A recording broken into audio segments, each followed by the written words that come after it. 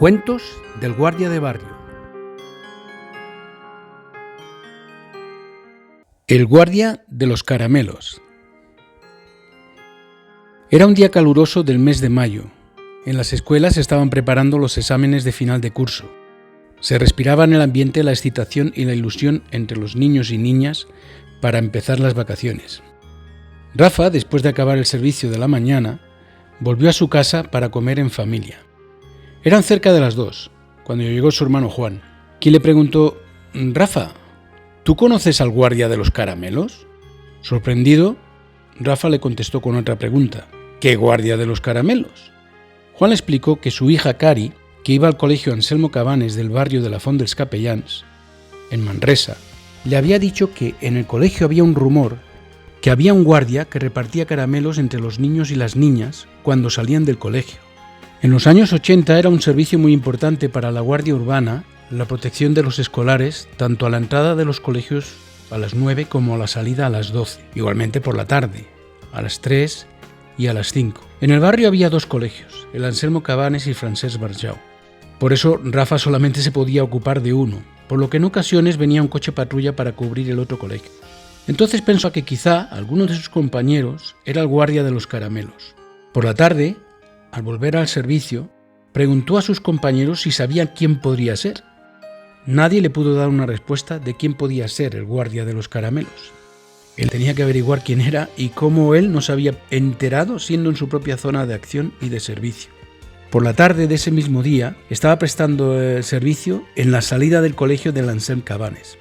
Estaban los niños y las niñas atravesando el paso de peatones con toda seguridad. De repente, todo se le aclaró, todo vino a su mente. Aquel día del mes de diciembre del año pasado, en el que él tenía una tos muy persistente, porque había pillado una faringitis aguda. Hacía mucho frío. Fue al estanco y compró unos caramelos de eucalipto para aliviarle. Ese mismo día, a la salida del colegio, había una niña que no paraba de toser. Tosía y lloraba al mismo tiempo. Se echó la mano al bolsillo para ver si le quedaban caramelos y sacó 3 o 4 y se los ofreció a la niña, quien de repente paró de llorar y los cogió, mirando a su madre primero, claro, después de que ella asintiera con la cabeza de que los podía coger. Le dijo: «Cada vez que tengas tos, tómate un caramelito de estos y verás cómo se te pasa. A mí me va muy bien, muchas veces tengo tos y cuando me tomo un caramelo de estos se me pasa de seguida». Su madre abrió el envoltorio y le dio el caramelito. La niña no paraba de sonreírle. Continuaron su camino y la madre le agradeció que le diera aquellos caramelos a su hija.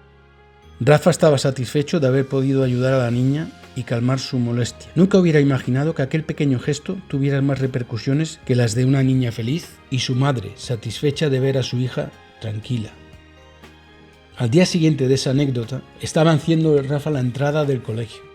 3 niñas de la misma edad de la niña que tosía vinieron hacia él y le pidieron caramelos para que no tuvieran tos, que le había dicho una amiga que él daba caramelos a los niños y a las niñas que tenían tos.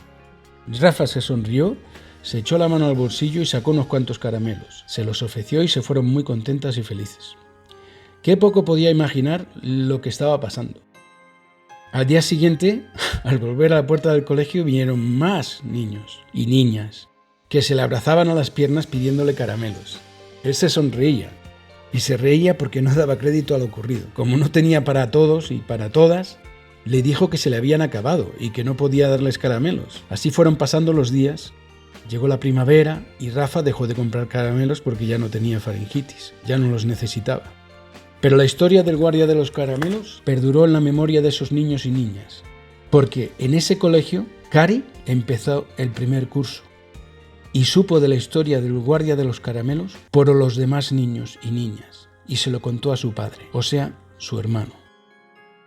Rafa se sintió muy feliz sabiendo que aquel gesto con una niña se convirtió en una historia que los niños y niñas se habían contado unos a otros, compartiéndolo como algo bonito de sus vidas. Algo puede ser verdad, algo puede ser mentira. Colorín colorado, este cuento se ha acabado.